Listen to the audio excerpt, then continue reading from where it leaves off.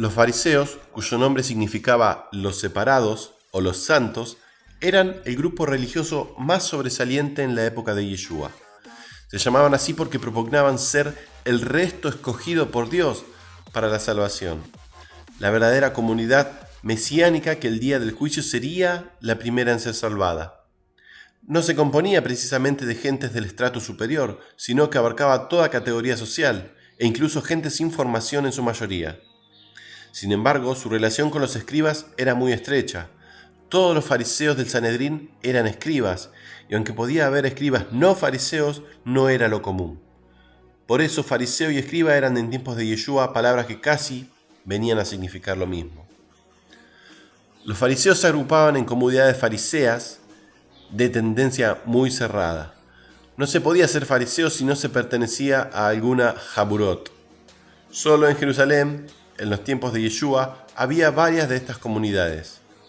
Tenían en sí muchos fines de interés público y obras de beneficencia. Eran una parte muy importante del personal fariseo, cuyos pilares básicos eran la pureza, las prescripciones de la ley y las buenas obras caritativas. Las comunidades fariseas de Jerusalén tenían reglas concretas para la admisión de los miembros, lo cual muestra su carácter de comunidades particulares. Antes de la admisión había un periodo de prueba de un mes o un año de duración, durante el cual tenía que dar el postulante pruebas de su capacidad para observar las prescripciones rituales. Una vez terminado el periodo de prueba, el candidato se comprometía a observar los reglamentos de la comunidad sobre la pureza y el diezmo. En la época antigua, esta promesa tenía lugar delante de un escriba, miembro de la comunidad.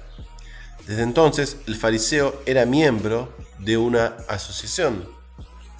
Estas asociaciones tenían sus jefes y sus asambleas. Según parece, estaban ligadas a una comida en común, especialmente el viernes por la tarde al comienzo del sábado. Parece que las asociaciones fariseas intervenían a veces en público para dar pésames o con ocasión de acontecimientos gozosos. Tenían su propia justicia interior, entre otras cosas, y podían pronunciarse sobre la expulsión de un miembro. A pesar de ser un grupo religioso de mayor número, este era más bien pequeño. Su número oscilaría entre los 6.000 y 7.000 en toda Palestina. Debido a la confusión que muchas veces se tenía sobre los conceptos de escriba y fariseo, se asimilaba a uno con el otro, pero en realidad existen claras diferencias. No todos los escribas son fariseos. Los jefes y los miembros influyentes de las comunidades fariseas eran escribas. Nicodemo era un escriba y era fariseo. También lo eran los famosos Gilel y Gamaliel. Había también escribas que defendían posturas fariseas sin pertenecer a ninguna aburá, pero eran muchos menos de los que no pertenecían a los fariseos. En su mayoría los miembros de los Jaburot no eran escribas. Había un gran número de sacerdotes que eran fariseos. También había miembros del clero que sin tener la formación de escribas eran fariseos. Precisamente los miembros del clero solían someterse con gran escrupulosidad a las exigencias fariseas sobre la pureza. Los sacerdotes tomaron mucha parte en el movimiento fariseo, lo cual se explica por el hecho de que este movimiento tenía su foco en el templo. Dicho movimiento intentaba elevar la categoría de normal general, válida también para los que no eran sacerdotes. Las prescripciones sobre la pureza que la Escritura imponía a los sacerdotes para consumir la porción que les estaba reservada. Pero estos escribas, sacerdotes y levitas no constituían más que la parte rectora de los fariseos. Los laicos, que se agregaban a las comunidades fariseas y se comprometían a observar las prescripciones fariseas sobre el diezmo y la pureza, eran por mucho los más numerosos. Las innumerables prescripciones sobre las relaciones comerciales entre los fariseos y no fariseos hacen conocer mejor los círculos que formaban la gran masa de los fariseos. Eran comerciantes, artesanos y campesinos quienes formaban parte de la aburá. En resumen, las comunidades fariseas se componían principalmente de pequeños plebeyos, gentes del pueblo sin formación de escribas, hombres serios y prestos a consagrarse. Pero muy frecuentemente eran duros y orgullosos para con una gran masa que es el pueblo del país, quienes no observaban como ellos las prescripciones religiosas de los escribas fariseos respecto de estas gentes. Se consideraban los fariseos como el verdadero Israel. En cuanto a la organización de la Saburá, debemos decir que tenían extraordinarias semejanzas a las de las comunidades esenias, pues No en balde ambos movimientos se formaron en la misma época, en la Revolución Macabea.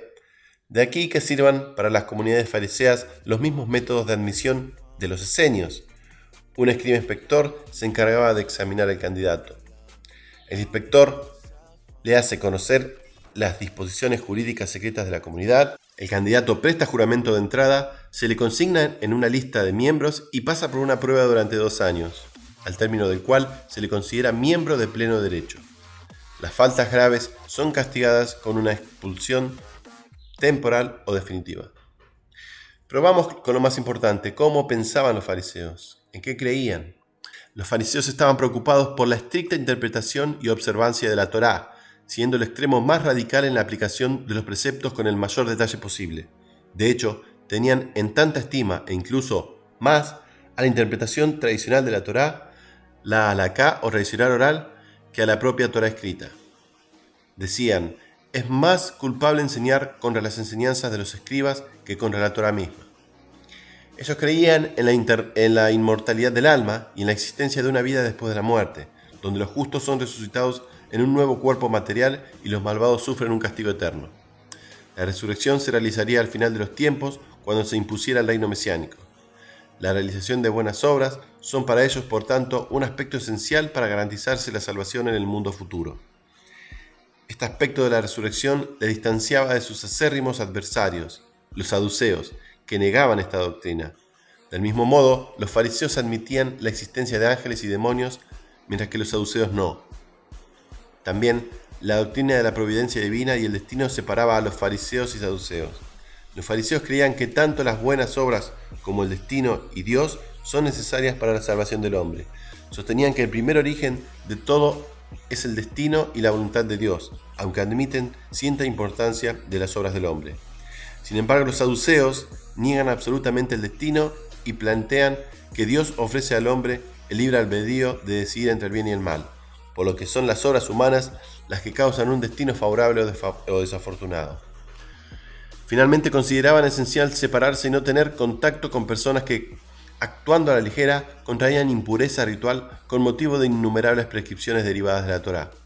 Trataban de relacionarse y convivir con personas fariseas con los mismos principios, encerrados en sus propias comunidades, evitando al pueblo llano en toda la medida de lo posible. Los saber no entraban en las casas de la plebe, ni los aceptaban como huéspedes, sobre todo por la impureza o suciedad que podían albergar las ropas de los plebeyos.